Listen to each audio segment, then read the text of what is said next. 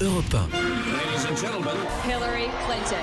America is stronger. Donald Trump. For the presidency of the United States.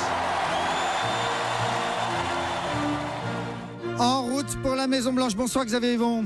Hello Nicolas, bonsoir à tous. Vous êtes en direct de New York. Vous nous racontiez tout à l'heure dans le journal comment un suspect a donc été arrêté à l'issue d'une chasse à l'homme de quelques heures. Un homme suspecté donc d'avoir posé les bombes de New York et du New Jersey. Et déjà, les deux candidats à l'élection américaine réagissent à ces événements, Xavier.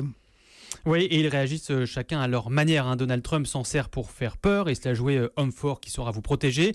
Hillary Clinton, elle, insiste sur son sang-froid et son expérience de ces situations de crise.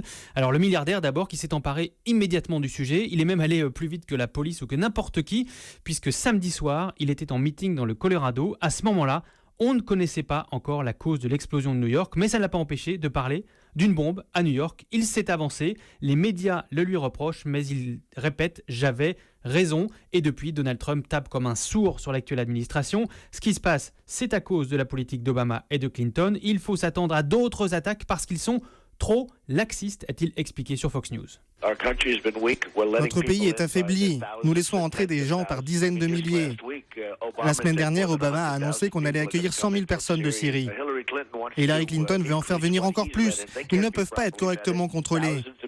Des milliers de personnes rentrent dans notre pays. Nous n'avons aucune idée de ce que nous faisons. Nos leaders sont pires que faibles. Ils sont stupides. Voilà, stupide, Xavier, c'est bien sûr Hillary Clinton qui est visée. Comment est-ce qu'elle gère la situation, elle ? Alors elle est tout autant offensive. D'abord, elle veut apparaître comme rassurante. Elle a fait une conférence de presse il n'y a pas longtemps là sur le tarmac avant de prendre son avion de campagne. Elle a martelé « Je suis la seule dans cette élection à avoir une expérience de la lutte contre le terrorisme ». Elle a rappelé ses états de service en tant que chef de la diplomatie d'Obama. Elle était associée à la décision de tuer Ben Laden. Et puis Hillary Clinton, à son tour, a rejeté la faute sur Donald Trump. Ces raccourcis anti-musulmans servent la propagande djihadiste. Nous savons que les propos de Donald Trump ont été repris sur Internet pour recruter des terroristes. L'ancien directeur de la CIA l'a dit clairement. Donald Trump est utilisé comme sergent recruteur pour les terroristes. Parce qu'ils veulent faire croire que c'est une guerre contre l'islam, pas une guerre contre les djihadistes. Voilà, vous l'entendez, un Trump agent recruteur de djihadistes contre une Hillary faible et stupide, voyez.